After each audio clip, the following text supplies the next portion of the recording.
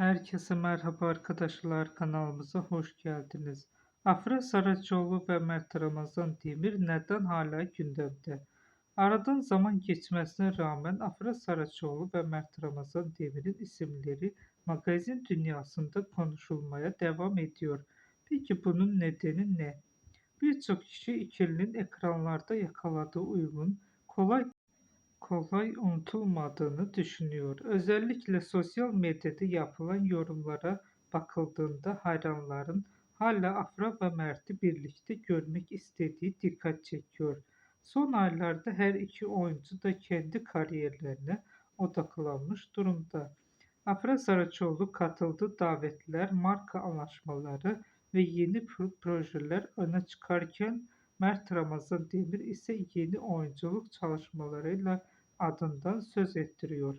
Ancak ilginç olan şey şu ki ikili arasında ortaya çıkan en küçük bir haber bile kısa sürede sosyal medyanın gündemine yerleşiyor. Bir paylaşım, bir beğeni ya da aynı ortamda bulunmaları bile binlerce yorum alabiliyor.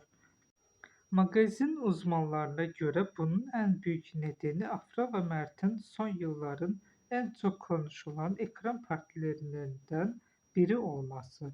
Dizileri sona ermiş olsa bile hayran kitlesinin ilgisi devam ediyor. Öte yandan bazı takipçiler ikilinin ileride sürpriz bir projede yeniden bir araya gelebileceğini düşünüyor.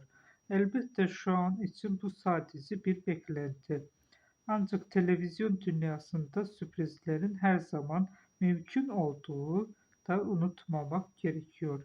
Şimdi gözler hem Afra Saraçoğlu'nun hem de Mert Ramazan Demir'in yeni kariyer adımlarında.